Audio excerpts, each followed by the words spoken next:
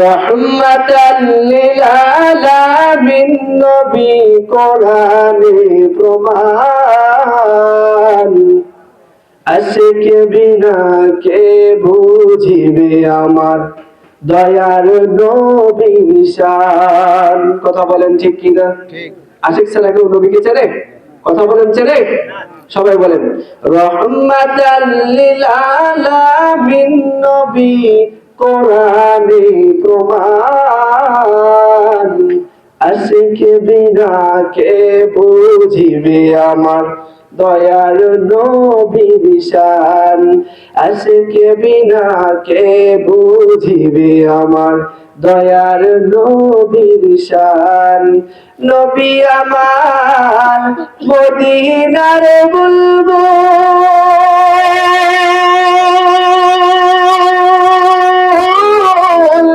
আমার লাইলা রাখিলেন মুহাম্মদ রাসূল। জোরে বলি মারহাবা, আর জোরে বলি মারহাবা। নবী আমার মদিনার বুলবুল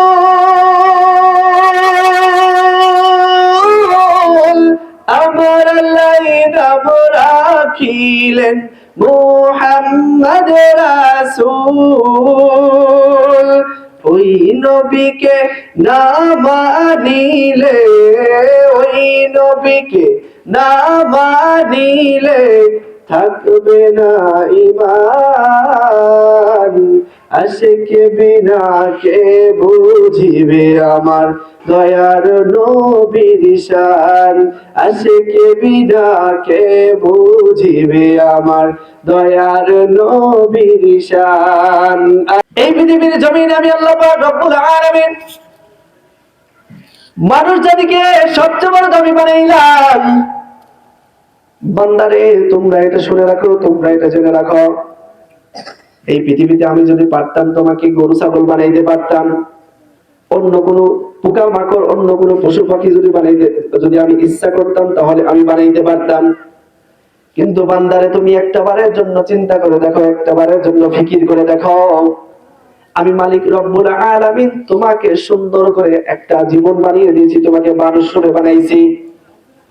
তুমি তোমার চেহারার দিকে তাকায় দেখো, পৃথিবীতে আমি আল্লাহ পাক রব্বুল আলামিন অনেক মানুষ বানাইলাম। এই পৃথিবীর জমিনে যত মানুষ দেখতে পাও তোমার মতো আমি একজনকেও বানাই নাই। তোমার যে চেহারা আমি অন্য মানুষকে দেই নাই, অন্য মানুষের যেরকম চেহারা তোমাকে আমি আল্লাহ পাক রব্বুল আলামিন দেই নাই। আল্লাহ বলেন বান্দারে তোমাকে আমি শ্রেষ্ঠত্ব দান করে দিলাম কত।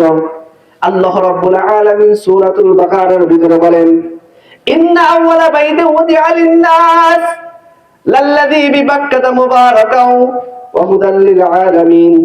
আমার নবী করিম সাল্লাল্লাহু আলাইহি ওয়াসাল্লাম এই তাফসীরের ভিতরে আছে, আমার নবী করিম সাল্লাল্লাহু আলাইহি ওয়াসাল্লাম বলেন যে মানুষ আল্লাহ পাক রব্বুল আলামিন তোমাকে কতটা দামি বানাইছেন তুমি একবারের জন্য ফিকির করে দেখো, চিন্তা করে দেখো। এই পৃথিবীর জমিনে তুমি সারা পৃথিবীর জমিনে তুমি ঘুরে দেখো, আল্লাহ পাক রব্বুল আলামিন বিভিন্ন রাষ্ট্রের ভিতরে আল্লাহ পাক রব্বুল আলামিন মানুষ জাতিদেরকে দিয়ে অনেক বড় বড় বিল্ডিং সুন্দর সুন্দর বাড়াখানা বানাইছেন। ওই সুন্দর সুন্দর বাড়াখানার দিকে যদি তুমি একটা বারের দিকে তাকাও, তুমি পরবর্তীতে যদি তোমাকে ওইখানে তাকাইতে বলা হয় তুমি বলবা ওই বিল্ডিংটা আমি দেখেছি, ওই বিল্ডিংটা এমন করে বানানো হয়েছে।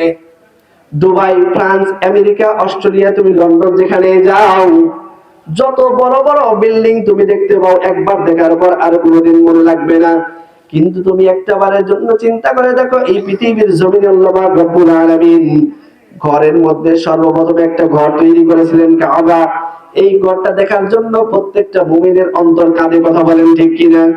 পৃথিবীতে এমন কোনো মুসলমান নাই যেই মুসলমান কাবাটা দেখার জন্য তার মন কাঁদে না। ওই কাবাটা দেখার জন্য এমন মানুষ আছে রাতের শেষ প্রহরে আল্লাহর কাছে দরবারে কাঁদে।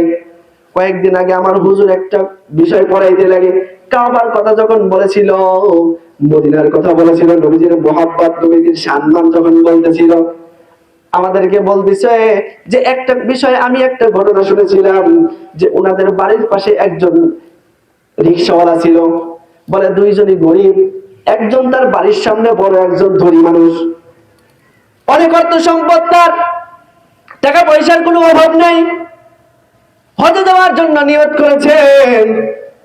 কিন্তু হঠাৎ করে যেদিন হজে যাবে তার কয়েকদিন আগে রাত্রিবেলায় আল্লাহর নবীর স্বপ্ন দেখাইছে। জোরে বলি সুবহানাল্লাহ।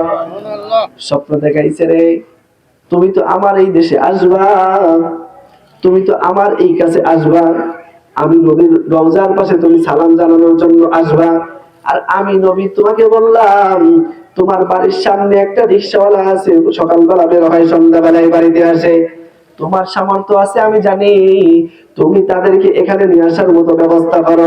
একটা বার জোরে বলা যাবে নাকি সুবহানাল্লাহ? একজন রিকশাওয়ালা, তার নবীর প্রতি মহব্বত এতটা ছিল, নবীজির প্রতি এতটা ভালোবাসা ছিল, যার কারণে আল্লাহর নবী তাকে স্বপ্ন দেখাইছিল ওই বড় লোককে, যে তুমি ওকে এখান থেকে নিয়ে আসো আমার মদিনাতে। তা ওই রিকশাওয়ালাকে প্রশ্ন করা হলো, ভাই তোমার কি এমন আমল করেছো, তোমার কোন কারণে আমাকে তোমার জন্য নবী করিম সাল্লাল্লাহু আলাইহি সাল্লাম স্বপ্নে চলে এসেছেন? ওই রিকশাওয়ালা ডাক দিয়া বলতেছেন, ভাই আমার, আমি তো রিকশাওয়ালা, প্রত্যেকটা দিন আনি 500 করে, আমার দিনে খেতে যায় 200-300 চলে যায়, আমার তো এমন অর্থ সম্পদ নাই যে সম্পদের দ্বারা আমি ওই মদিনার জমিনে যাব।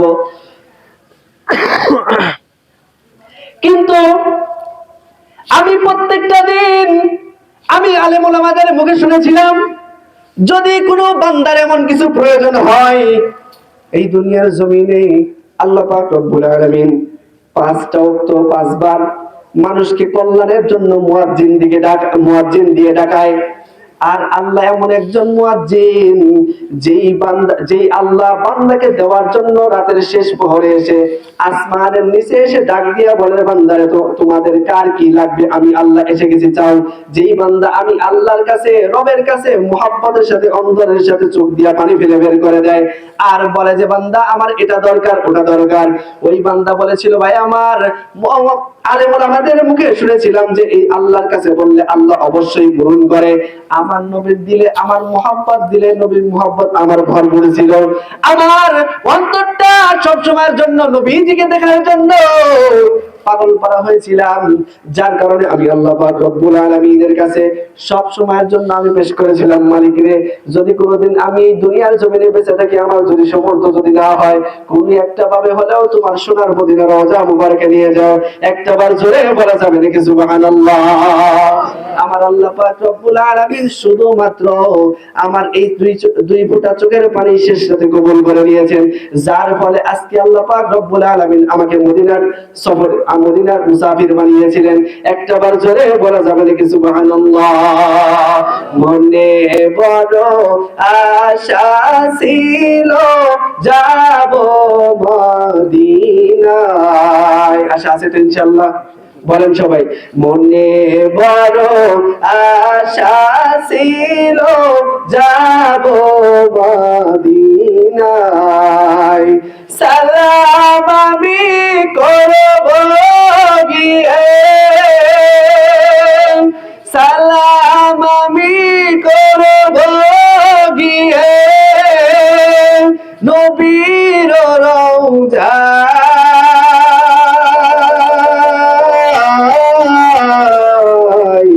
মনে বড় আশা ছিল যাব মদিনায়, মনে বড় আশা ছিল আরব সাগর পাড়ি দিব নাই গো আমার তোরি,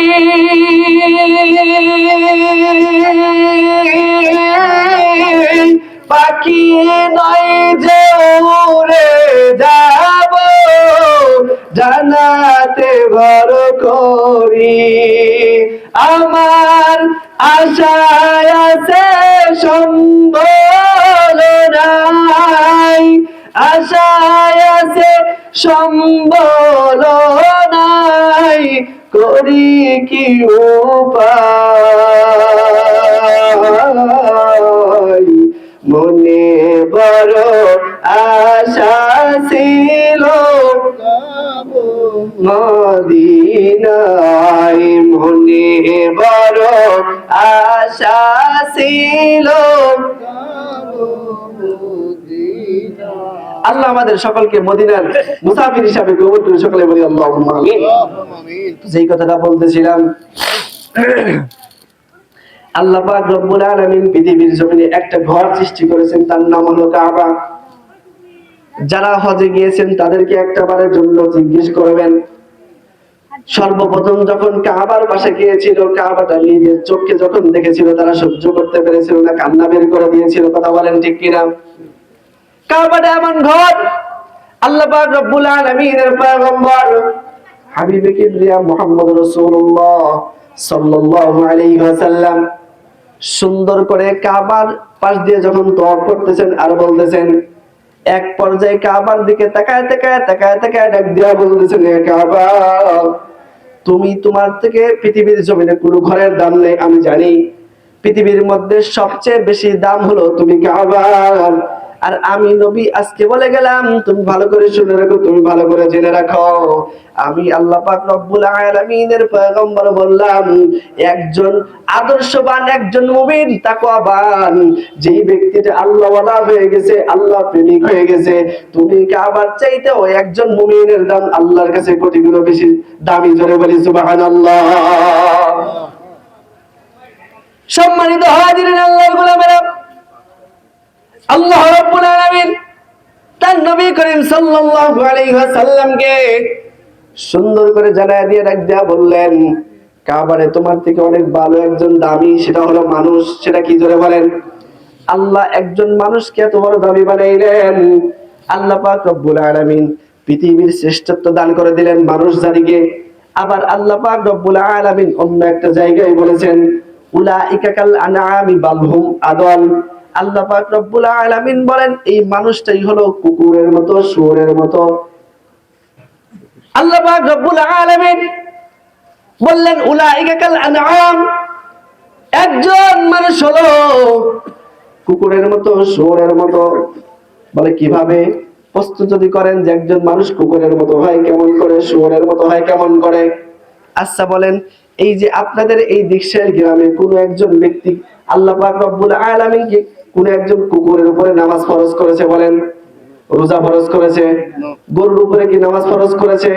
কোন পশু পাখির উপরে নামাজ ফরজ করে নাই। একমাত্র কেবলমাত্র শুধুমাত্র মুসলমানদের উপরে আল্লাহ পাক রব্বুল আলামিন নামাজ ফরজ করেছে। কথা বলেন ঠিক কিনা?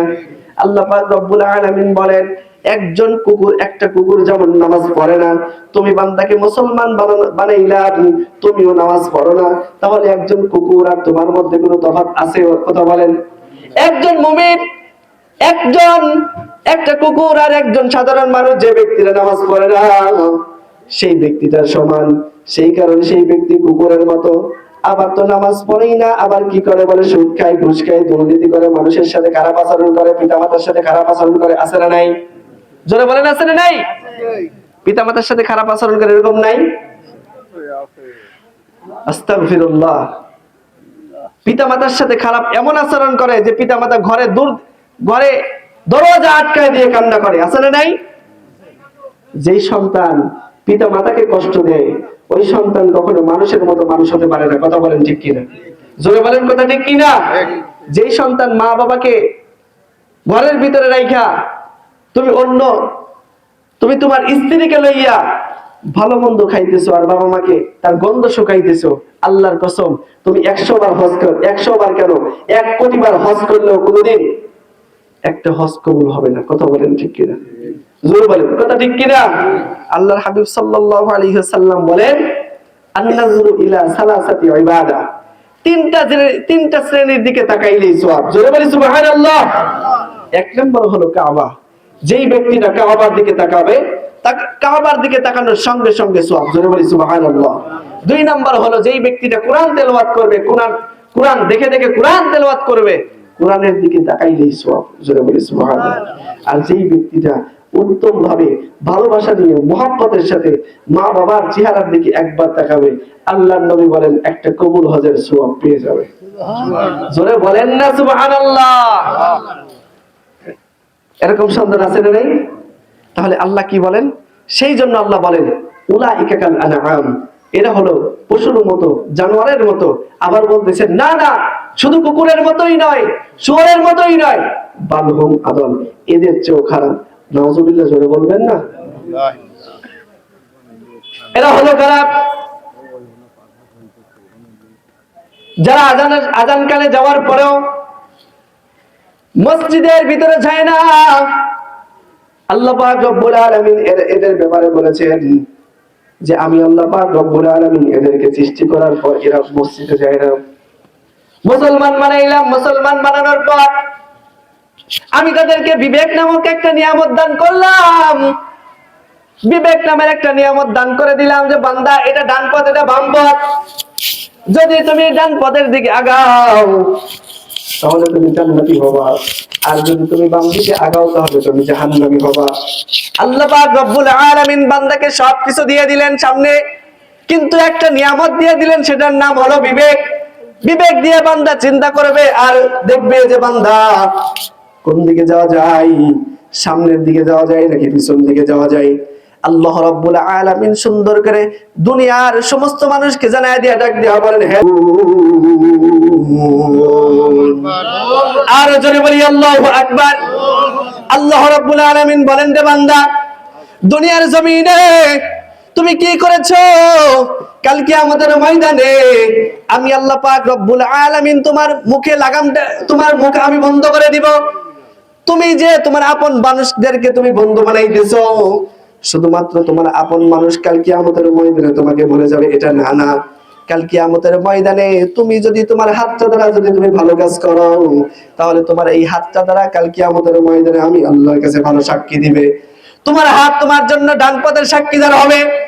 আমি আল্লাহ পাক রব্বুল আলামিনের কাছে সাক্ষ্য দিবে যে বান্দা, আল্লাহ তুমি আমাকে তার হাতটা বানাইছিলা, এই হাতের দ্বারা কোরআন তেলাওয়াত করেছে, এই হাতের দ্বারা ভালো কাজ করেছে, মানুষের বিপদে পাশে দাঁড়িয়েছে, এই হাতের দ্বারা মা বাবার খেদমত করেছে, মা বাবার সেবা যত্ন করেছে। এই হাত আপনার জন্য ভালো সাক্ষী দিবে। এই হাতের দ্বারা আপনি যদি ভালো কাজ করেন তাহলেই আপনাকে কেবলমাত্র ভালো সাক্ষী দিবে। আর যদি আপনার এই হাত দ্বারা যদি সুদের টাকায় লেখালেখি করেন, অন্যের মাল যদি অন্যায় ভাবে আত্মসাৎ করেন, কাল কিয়ামতের ময়দানে এই হাতটাই আপনার বিরুদ্ধে সাক্ষী দিবে। এ মুসলমান নবীর উম্মত, এই সূরার ভিতরে আল্লাহ পাক রব্বুল আলামিন একটা সূরা দিয়েছেন যার নাম হলো লুকমান। জোরে বলেন কি নাম? জোরে বলেন কি নাম? লুকমান। আল্লাহ পাক রব্বুল আলামিন একটা সূরা দিয়েছেন যার নাম হলো লুকমান, 31 নম্বর সূরা। আল্লাহ রাব্বুল আলামিন বলেন আমি একজন বান্দাকে বানাইছিলাম যার নাম হলো লুকমানে হাকিম। পৃথিবীর মধ্যে আল্লাহ পাক রব্বুল আলামিন তিনজন ব্যক্তিকে কালো বানিয়েছিলেন। জোরে বলেন কয়জন? তিনজন ব্যক্তিকে কালো বানিয়েছিলেন। একজন হলো বিলাল হাবশী রাদিয়াল্লাহু তাআলা আনহু, দুই নম্বর হলো মাদা রাদিয়াল্লাহু তাআলা আনহু, আর এই লুকমান আলাইহিস সালাতু ওয়াস সালামকে আল্লাহ পাক রব্বুল আলামিন পৃথিবীর বুকে সবচেয়ে বেশি কালো বানিয়েছিল। তার মধ্যে একজন ছিল হলো লুকমানে হাকিম। ইনি বড় একজন আল্লাহওয়ালা ছিলেন। ইনার বিষয়টা একটাবারের জন্য লক্ষ্য করেন। ইনি সর্বপ্রথম যখন ছোট্টবেলায় ছিল তিনি একজন গরুর রাখালিগিরি করত, মেষ চড়াইতো, মাঠে মাঠে মেষ চড়াইতো। লুকমানে হাকিম, উনার নাম হাকিম দিয়েছে আল্লাহ পাক রব্বুল আলামিন। উনি হিকমত করে আল্লাহ পাক রব্বুল আলামিনের আনুগত্য করেছিল বিধায় আল্লাহ পাক রব্বুল আলামিন তার কাজের প্রতি মহব্বত, তার কাজ দেখে আল্লাহ পাক রব্বুল আলামিন পছন্দ হয়েছিল। তাফসীরের ভিতরে পাওয়া যায় আল্লাহ পাক রব্বুল আলামিন লুকমান হাকিমকে বলেছিল হে লুকমান, আমি তোমাকে দুইটা লাইন দেব, দুইটা একটু উপহার দেব, যদি তুমি গ্রহণ করতে পারো। লুকমান হাকিম বলেছিলেন আল্লাহ কি? বলেছিল যদি তুমি নবী হতে চাও তাহলে আমি তোমাকে নবী বানিয়ে দিব। কারণ লুকমান হাকিমের মধ্যে চেষ্টা আর ভালোবাসা, আল্লাহর প্রতি ভালোবাসা, নবী আল্লাহর প্রতি মহব্বত ছিল অনেক বেশি। লুকমান হাকিমকে আল্লাহ বলেছিলেন যে তুমি যদি নবী হতে চাও তাহলে তোমাকে আমি নবুয়ত দিয়ে দিব। কিন্তু আল্লাহ পাকের এই গোলাম আল্লাহ পাক রব্বুল আলামিনের কাছে ডেকে বলেছিল, মাওলা রে, যদি তোমার নবী হওয়া লাগে তাহলে অনেক উম্মতের ভাল হওয়া লাগবে, কিন্তু যদি তোমার ওলি হওয়া লাগে তাহলে তোমার বন্ধু হয়ে সারা জীবন আমি এখানে থেকে যেতে পারবো। একটাবার জোরে বলা যাবে নাকি সুবহানাল্লাহ? দেখেন লুকমানে হাকিম, তিনি লুকমানে হাকিম গরুর রাখাল থেকে তিনি মানুষের রাখালগিরি কেমন করে আসলেন। তার নামটা আবার আল্লাহ পাক রব্বুল আলামিনের কাছে এত পছন্দ হলো, যার কারণে আল্লাহ পাক রব্বুল আলামিন কুরআনুল কারীমের ভিতরে একটা সূরা দিলেন যার নাম হলো লুকমান।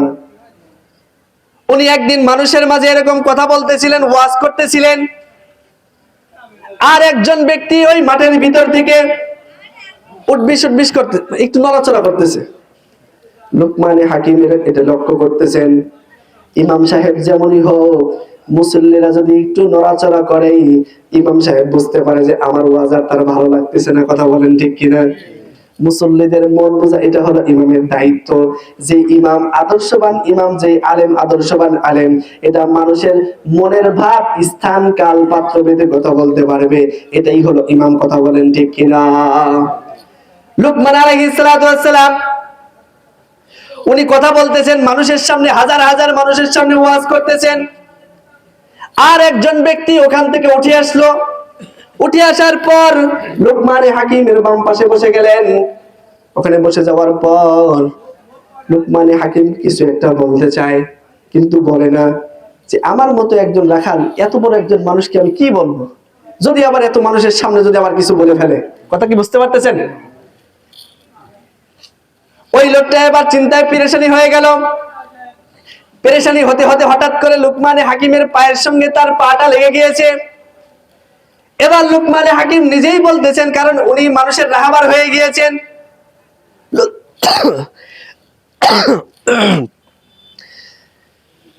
লুকমানে হাকিম ওর মনের অবস্থাটা বোঝার পর এবার বলতেছেন, ভাই আমার, তোমাকে আমি অনেকক্ষণ ধরে দেখতেছি যে তুমি ওখান থেকে উঠবিস উঠবিস করতেছো, তুমি ওখান থেকে নড়াচড়া করতেছো, করার পর এখানে আসলে তুমি কি আমাকে কিছু বলতে চাও?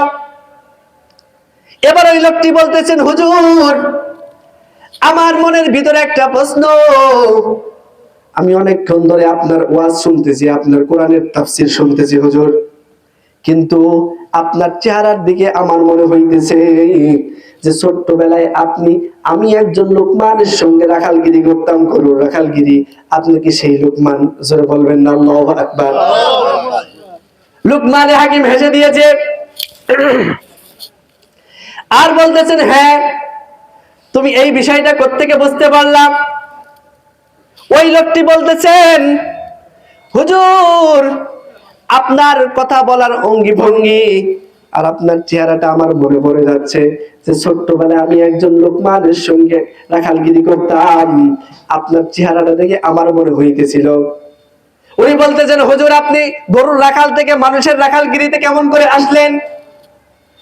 লুকমানে হাকিম এবার ডাক দেয়া বলতেছেন যে, হ্যাঁ আমার ভাই, তোমার সঙ্গে ছোট্টবেলায় আমি রাখালগিরি করেছি, কিন্তু তুমি যদি এখনো যদি তুমি গরুর রাখাল থেকে যদি মানুষের রাখালগিরি করতে চাও, তাহলে আল্লাহ পাক রব্বুল আলামিন তোমার শরীরের ভিতরে 5টা অঙ্গ, বড় বড় দামি অঙ্গ দিয়েছেন। এই দামি 5টা অঙ্গ যদি তুমি হেফাজত করতে পারো, এই দামি 5টা অঙ্গ যদি তুমি তোমার নিজের দায়িত্বে হেফাজত করতে পারো, অবশ্যই অবশ্যই আমি বিশ্বাস করে বলি, কালকে তুমি এই জমিনের মধ্যে তুমি ওই গরুর রাখাল থেকে তুমি মানুষের রাখালগিরি করতে পারবা। একটাবার জোরে বলা যাবে নাকি সুবহানাল্লাহ? বলবো 5টা অঙ্কের কথা বলবো? বলবো? মনে হয় আপনাদের কষ্ট লাগতেছে, একটু দরুদ শরীফ পড়েন। আল্লাহুম্মা সাল্লি আলা সাইয়্যিদিনা। ভাই খেলা কোনে গেল, মানে কথা যাইতেইছে না, জোরে বলতেছি তাও যাচ্ছে না। সাইয়্যিদিনা মাওলানা, মুহাব্বতে সাথে বলেন, আল্লাহুম্মা সাল্লি আলা সাইয়্যিদিনা। কথা যাচ্ছে না, কষ্ট হচ্ছে, মানে আমার গলা শুকিয়ে যাচ্ছে, তাও যাচ্ছে না। একটু চিকেন করে দেন। ওয়ালা আলি সাইয়্যিদিনা মাওলানা।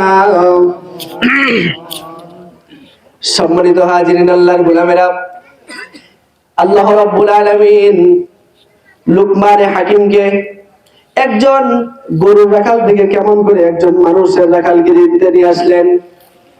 আল্লাহ রাব্বুল আলামিন এই লুকমান হাকিম আলাইহিস সালাতু ওয়াস সালাম উনি লোকটিকে বলে দিলেন, ভাই আমার, আল্লাহ পাক রব্বুল আলামিন তোমার দেহের ভিতরে 5টা অঙ্গকে বড় বড় দামি বানাইছেন। যদি তুমি এই 5টা অঙ্গকে যদি তুমি হেফাজত করতে পারো, তাহলে কাল কিয়ামতের তুমি এই জমিনের মধ্যে তুমি গরুর রাখাল থেকে মানুষের রাখালগিরি করতে পারবা। লোকটি প্রশ্ন করলেন, হুজুর কোন 5টি অঙ্গ? এক বর্ণনায় আছে 5টি অঙ্গ, আর একটা বর্ণনার ভিতরে আসছে 6টি অঙ্গ। 5টি অঙ্গের কথা বেশি বেশি আসছে, কেননা মানুষ এই 5টা অঙ্গ দিয়ে সবচেয়ে বেশি বেশি মানুষের সাথে কথাবার্তা উঠা বসা করে। আর এই 5টি অঙ্গের দ্বারাই মানুষ বেশি গুনাহ করতে প্রস্তুত থাকে সব সময়ের জন্য। লুকমান হাকিম আলাইহিস সালাতু ওয়াস সালাম এবার ডাক দেয়া বলতেছেন যে 1 নম্বরে তোমার 2টা চোখ হেফাজত করা লাগবে। জোরে বলি সুবহানাল্লাহ। লুকমান হাকিম আলাইহিস সালাতু ওয়াস সালাম এবার বর্ণনা করে বলেন, পৃথিবীর মধ্যে যদি কোনো ব্যক্তি যদি কোনো গুনাহ করতে চায়, গুনাহের যদি অংশ নিতে চায়, বা মানুষের যদি লোভ লালসা আসতে চায়, তাহলে ওই একটা বিষয় দেখা লাগবে, যে বিষয়ের প্রতি লোভ আসবে। একটা মানুষ একটা ব্যবসা করে, অনেক বড় হয়ে গেছে, ওই মানুষের ওই লোভ, ওই ব্যবসাটা দেখার জন্য আমার 2টা চোখ সর্বপ্রথম তার দিকে যায়। একটা নারী যদি রাস্তা দিয়ে যায়, যুবতী, তাহলে সর্বপ্রথম আমার চক্ষু যায়, এরপরে মনের ভিতরে কামভাব সৃষ্টি হয়। কথা বলেন ঠিক কিনা? লুকমান হাকিম আলাইহিস সালাতু ওয়াস সালাম বলে দিলেন, ভাই আমার, দুনিয়ার জমিনে আল্লাহ যেইগুলো নিষেধ করেছে, তোমার এই চক্ষু দ্বারা গুনাহ, এইগুলো গুনাহ, এই সমস্ত কাজ তোমাকে ছেড়ে দেওয়া লাগবে। এই 2টা চোখ দ্বারা তুমি কি করবা? আল্লাহ পাক রব্বুল আলামিনের এই বান্দা সুন্দর করে জানায় দিয়া ডাক দেয়া বলেন, রে ভাই আমার, এই 2টা চোখ দ্বারা তুমি কোরআন তেলাওয়াত করবা, মা বাবার দিকে সুন্দর নজরে তাকাইবা, এই 2টা চক্ষু দ্বারা নবীজির হাদিস মুবারক গুলো পড়বা, আর এই 2টা চোখ আল্লাহর ধ্যানে, নবীর মুহাব্বতে, কাবা দেখার জন্য অনুসরণ ধ্যানে মগ্ন থাকবা। 1 নম্বর হলো চোখ। 1 নম্বরে কি? জোরে বলেন, জোরে বলেন কি? 2 নম্বর হলো জবান। আল্লাহ পাক রব্বুল আলামিনের এই বান্দা বলেন, ভাই আমার, 2 নম্বর হলো জবান তুমি ঠিক রাখবা, কেননা জবান দিয়ে সর্বপ্রথম আমরা মিথ্যা কথা বলি, বলি কি বলি না? জোরে বলেন। এই আল্লাহর বান্দা লুকমান হাকিম আলাইহিস সালাতু ওয়াস সালাম সুন্দর করে ওই লোকটাকে ডাক দিয়া বলতেছেন, ভাই আমার, তুমি সর্বপ্রথম চোখকে হেফাজত করবা, 2 নম্বরে তোমার জবানকে হেফাজত করবা। খবরদার খবরদার, তুমি এই মিথ্যা দ্বারা, তোমার এই জবানের দ্বারা তুমি কখনো মিথ্যা বলবা না, কারণ আল্লাহর হাবিব সাল্লাল্লাহু আলাইহি ওয়াসাল্লাম বলে দিয়েছেন, মুনাফিকের আলামত হলো 3টা। 1 নম্বর হলো মিথ্যা কথা বলা। কথা বলেন ঠিক কিনা? অথচ আমরা কথায় কথায় মিথ্যা কথা বলি, বলি কি বলি না? জোরে বলেন, বলি কি বলি না?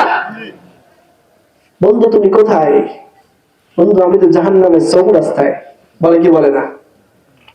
বলতে খাচ্ছে, বান্দা খাচ্ছে, বন্ধু এই যে আমি আসছি, দাঁড়াও, এই যে মোড় পায়ে গেছি, বলে কি বলে না? মিথ্যা। অনেকে আবার হাসতে হাসতে মিথ্যা কথা বলে। বন্ধু বান্ধবের সাথে একসাথে আছে, হঠাৎ করে হাসতে হাসতে মিথ্যা কথা বলে ফেলে। ফেলে কি ফেলে না? জোরে বলেন, ফেলে কি ফেলে না? ফেলে। আচ্ছা বলেন, গ্যাস লাইট দ্বারা যদি একটা খড়ের পালায়, এটা খেরের পালায়, খের বোঝেন তো আপনারা, খেরের পালায় যদি আপনি হাসতে হাসতে যদি এরকম করে ধরাইয়া দেন, খেরের পালায় ধরবে আগুন? ধরে যাবে? তাহলে মনে রাখবেন, আপনি হাসতে হাসতে যদি একটা মিথ্যা কথা বলেন, তাহলে আপনার আমলগুলো পুরো সারকার হয়ে যাবে। কেউ কি চায় যে আমার অর্থ সম্পদ অন্য মানুষ খেয়া যাক? তাহলে যদি একজন বুদ্ধিমান যদি হয়ে থাকে, তাহলে সে কখনো এই জবান দ্বারা মিথ্যা কথা বলবে। 2 নম্বর হলো, এই জবান দ্বারা তুমি খবরদার কখনো তুমি মিথ্যা কথা বলবা না। এই জবানের দ্বারা তুমি কখনো মানুষের গীবত করবে না। আল্লাহ পাক রব্বুল আলামিন সূরা হুজরাতের ভিতরে বলেন, ইয়া আইয়ুহাল্লাযীনা আমানু জুতানিবু কাসীরাম মিনাজ যান্নি ইন্না বা'দাজ যান্নি ইসমুন ওয়া লা তাজাসসু ওয়া লা ইয়াগদাব বা'দুকুম বা'দা। আল্লাহু আকবার।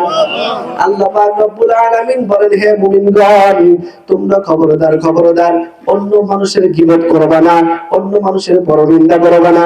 আজকে আমরা মোড়ে মোড়ে চাষ্টালে চাষ্টালে গীবত নিয়ে ব্যস্ত, কথা বলেন ঠিক কি না?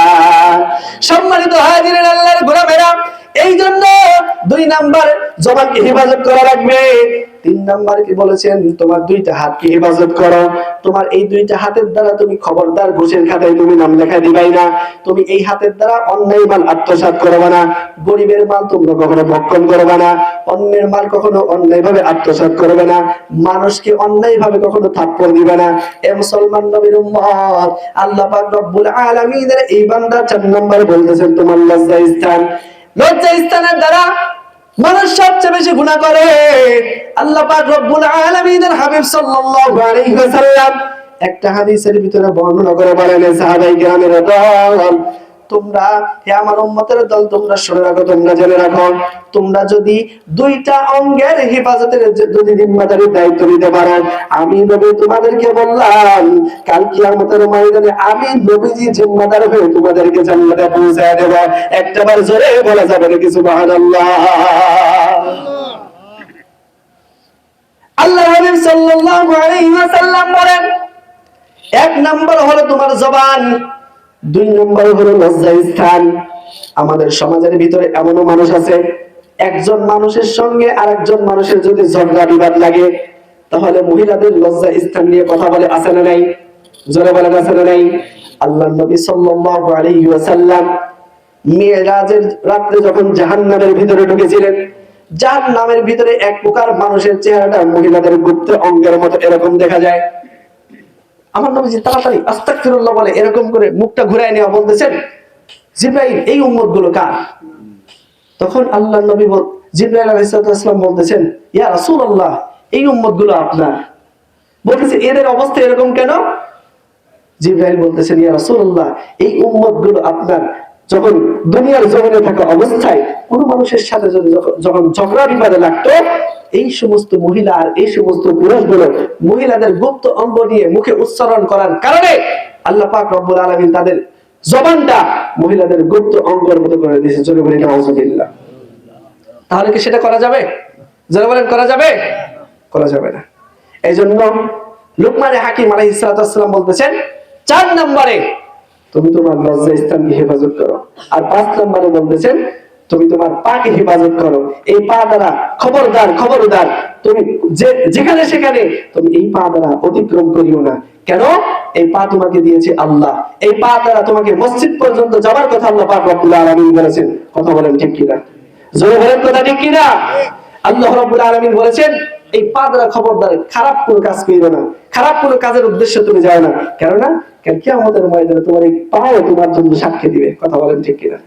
আর একটা আওয়াজ দিয়ে বলেন কথা ঠিক কিনা? অন্য একটা বর্ণনা আসছে 6 নাম্বার কান। 6 নাম্বার কি? জোরে বলেন না কি? এই কান। কানের ব্যাপারে বলেছেন, এই কানটা কাল কিয়ামতের ময়দানে তোমার জন্য সাক্ষী দিবে। তুমি যদি এই কানের দ্বারা মানুষের গীবত শোনো, যদি তুমি গান বাজনা শোনো, এটা তোমার কাল কিয়ামতের ময়দানে কানও তোমার জন্য সাক্ষী দিবে। আল্লাহর কাছে ডাক দেয়া বলবে, আল্লাহ, তোমার এই বান্দা আমাকে কান হিসাবে কান দিয়েছিল, এই বান্দা, তোমার এই বান্দা সারাক্ষণের জন্য গান শুনতো, এই বান্দাটা গীবতে লিপ্ত থাকতো, আমাকে দ্বারা অশ্লীল কিছু শুনাইছে, যার কারণে আমি তোমার কাছে তার বিরুদ্ধে সাক্ষী দিলাম। একটা হাদিসের ভিতরে আসছে, যদি কোনো ব্যক্তি এই কানের দ্বারা যখন কোনো গান শোনে, কাল কিয়ামতের ময়দানে এই কানের ভিতরে রক্ত, পুজ এবং গরম পানি টকবক টকবক করতেছে এমন পানি তার ঢালা হবে। একটাবার জোরে বলা যাবে কি নাউযুবিল্লাহ? সম্মানিত হাজিরিন, আসেন এখন একজন গরুর রাখাল থেকে মানুষের রাখাল কেমন করে হয়? লুকমান হাকিম আলাইহিস সালাম সুন্দর করে ওই লোকটাকে বলে দিলেন, ভাই আমার, তুমি যদি তোমার শরীরের ভিতরে 5টা অঙ্গকে যদি তুমি হেফাজত করতে পারো, তাহলে অবশ্যই অবশ্যই আল্লাহ পাক রব্বুল আলামিন তোমাকে ওই গরুর রাখাল থেকে তোমাকে মানুষের রাখালগিরি করাইতে পারবে। একটাবার জোরে বলা যাবে নাকি সুবহানাল্লাহ? সম্মানিত হাজিরিন, আল্লাহর গোলামেরা, ও বাবাজিরা, আমি আপনাদের খেদমতে আরজ করতে চাই, এই দুনিয়াতে থাকার জায়গা নয়। এই দুনিয়া থেকে একদিন আমাদের বিদায় হওয়া লাগবে। এই দুনিয়া থেকে আমাদের একদিন চলে যাওয়া লাগবে। ও মুসলমান নবীর উম্মত, আমারও বাড়ি হলো মিনি বিশ্ব রোডের সাথে।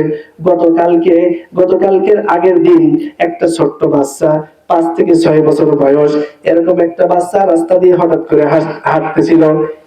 পাবনা চেতনের মোড় থেকে ওই চাটমোহর নতুন বাজার সোজা যে ডাইরেক্ট রাস্তা, এই রাস্তার সাথেই আমার বাসা। ওই ছোট্ট বাচ্চা যখনই হাঁটাহাঁটি করতেছিল, এমন ভাবে একটা ট্রাক এসেছে এত জোরে, ওইখানে যারা ছিল তারা বলেছিল, ভাই আমার, এমন জোরে ওই ছেলেটার চাকার নিচে পড়েছিল, মাথাটা এমন ভাবে এক সাইড দিয়ে উঠেছিল, যেই সাইড দিয়ে উঠেছিল তার ঘিলুগুলো বের হয়ে গিয়েছিল। ও মুসলমান নবীর উম্মত, তারপরে কিছুক্ষণ পরে সন্ধ্যাবেলায় আমার এক চাচি হয়, আমার এক মামি হয় সম্পর্কে, এমন একজন সুস্থবান মানুষ আমাদের বাড়ির সামনে দিয়ে প্রত্যেকটা দিন যায় ভাত দেওয়ার জন্য, নাতিকে মাদ্রাসায় পড়ে। হঠাৎ করে যখন আমরা মাহফিলের উদ্দেশ্যে বের হচ্ছিলাম, মাইকের ভিতরে আওয়াজ দিতেছে, অমুক বাড়ির অমুক মহিলাটা কিছুক্ষণ পূর্বেই ভালো মানুষ, অসুস্থ, কোন অসুস্থতা নেই, হঠাৎ করে মারা গিয়েছে। আমার আপনার মরণ যদি চলে আসে, পৃথিবীর জমিনে কোনো মানুষ ঠেকাইতে পারবে না। কথা বলেন ঠিক কিনা? এই জন্য মুমিন বান্দারা, আমাদের মরণটা কখন হবে আমরা কেউ জানি না। আমাদের মরণটা কখন হবে একমাত্র আল্লাহ পাক রব্বুল আলামিন জানেন। অতএব মরণের আগে ওই ব্যক্তিটাই সবচেয়ে বড় বুদ্ধিমান, ওই ব্যক্তিটাই সবচেয়ে বড় দামি মানুষ, যেই ব্যক্তিটা মরণের আগে মরণের সামানগুলো গুছায় নাই। এবং মুসলমান, আল্লাহ পাক রব্বুল আলামিন হযরত জাবের রাদিয়াল্লাহু তাআলা আনহুকে ডাক দিয়া বলতেছেন, জাবের, তুমি তোমার সামানগুলো গুছায় নাও।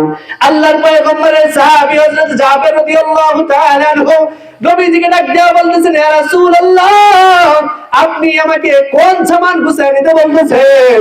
জাবের রাদিয়াল্লাহু তাআলা আনহুকে নবী করিম সাল্লাল্লাহু আলাইহি ওয়াসাল্লাম সুন্দর করে বলতেছেন, এ জাবের, তুমি জমিনের মধ্যে আসছো, এই জমিনে তোমার জন্ম আছে, তোমার মৃত্যু আছে, আর এমন একটা জমিনে তুমি যাইবা, এমন একটা পরকালে, এমন একটা আখিরাতে তুমি যাইবা, যেই আখিরাতের শুরু আছে কিন্তু শেষ নাই। ও মুসলমান, আল্লাহ নবী জাবেরকে তার সামানটা গুছায় নেওয়ার জন্য বললেন।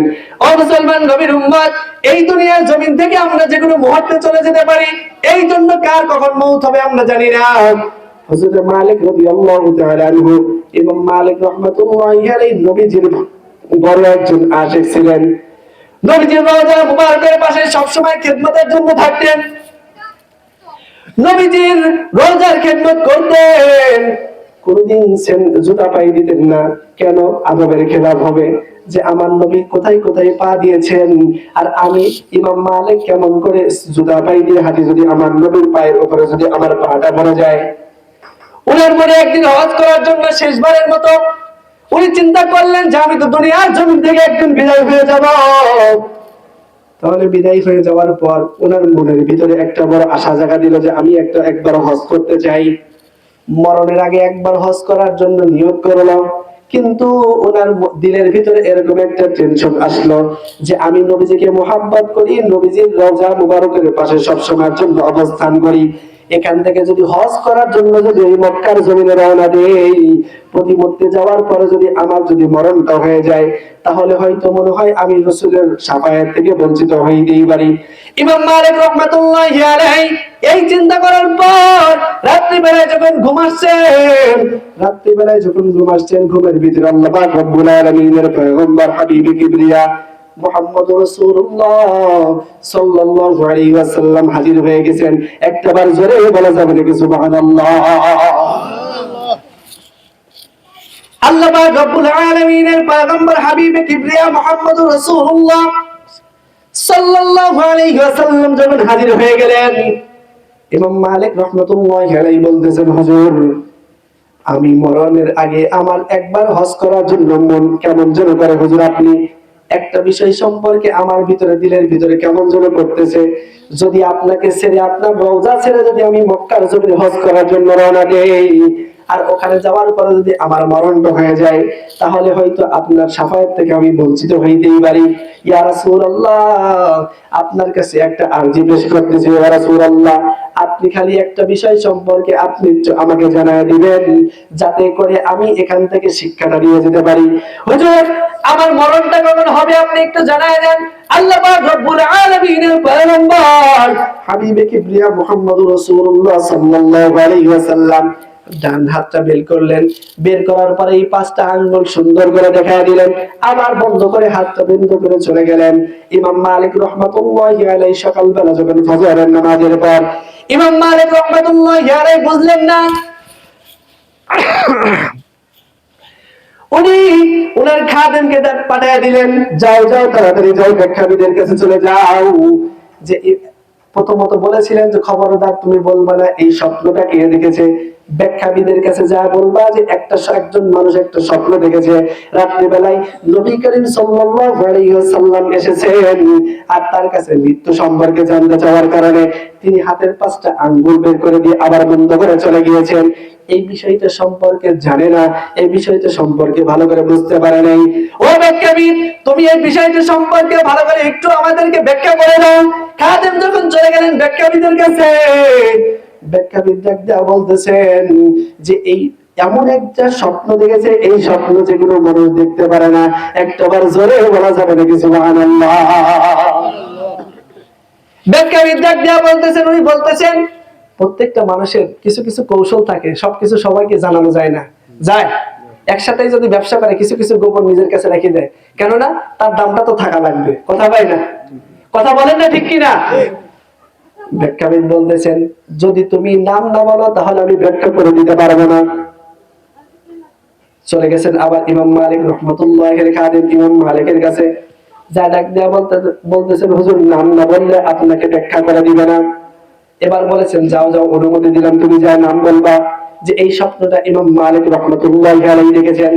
ব্যাখ্যাবিদের কাছে যখনই খাদেম চলে গেছেন, খাদেমটা যাওয়ার পর সঙ্গে সঙ্গে উনি বলে দিয়েছেন যে এই স্বপ্ন এমন একজন ব্যক্তি এই জগতের ভিতরে একজন মাত্র, কেবলমাত্র, শুধুমাত্র দেখতে পারে, তার নাম হলো ইমাম মালিক রাহমাতুল্লাহি আলাইহি। একটাবার জোরে বলা যাবে নাকি সুবহানাল্লাহ? ব্যাখ্যাবিদ বলতেছেন, এখানে এই স্বপ্নটা দেখেছে আল্লাহ পাক রব্বুল আলামিন তার হাবিব সাল্লাল্লাহু আলাইহি ওয়াসাল্লাম 5টা হাতের আঙ্গুল দেখা দিয়ে আবার চলে গিয়েছে। এই স্বপ্নটা এমন একটা বড় দামি স্বপ্ন, এই স্বপ্নটার ব্যাপারে আল্লাহ পাক রব্বুল আলামিন কালামুল্লাহ মাজিদের ভিতরে বলে দিয়েছেন। আল্লাহ রাব্বুল আলামিন বলেন, ইন্নাল্লাহা ইনদাহু ইলমুস সাআতি ওয়া ইউনাজ্জিলুল গায়ব ওয়া ইয়ালামু মা ফিল আরহাম ওয়া মা তাদরি নাফসুম মাযা তাকসিবু গাদা ওয়া মা তাদরি নাফসুম বিআইয়ি আরদিন তামুত ইন্নাল্লাহা আলীমুন খাবীর।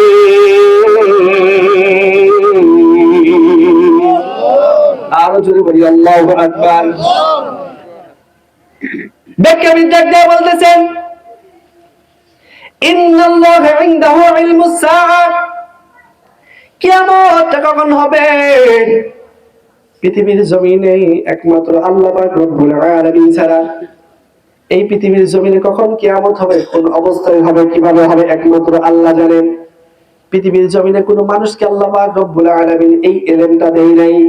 2 নাম্বার বলতেছেন, ওয়াইনাজিলুল গায়ব, আসমানের ভিতরে মেঘটা এখানে দেখতে পাও, এখানে বৃষ্টি না দিয়ে আল্লাহ পাক রব্বুল আলামিন অন্য কোথাও দেয়।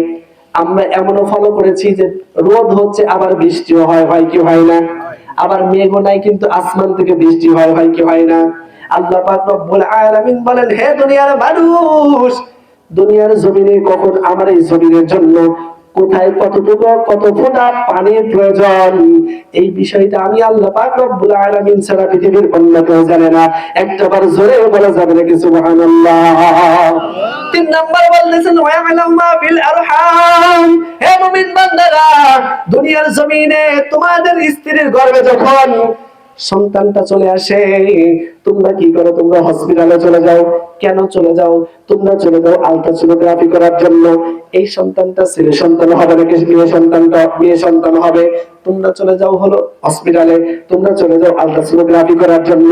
তোমরা একটা কথা জেনে রাখো, তোমরা একটা কথা ভালো করে শুনে রাখো, দুনিয়ার জমিনে তুমি আসার আগে তুমি তোমাকে সৃষ্টি করার পূর্বে 50,000 বছর আগে আমি আল্লাহ পাক রব্বুল আলামিন সৃষ্টি করে রেখেছিলাম। তোমার স্ত্রীর গর্ভে সন্তান ছেলে হবে না মেয়ে হবে, এই এলেমটা কেবলমাত্র শুধুমাত্র আমি আল্লাহ পাক রব্বুল আলামিন ছাড়া অন্য কেউ জানে না। একবার জোরে বলা যাবে নাকি সুবহানাল্লাহ? এরকম হয় কি হয় না?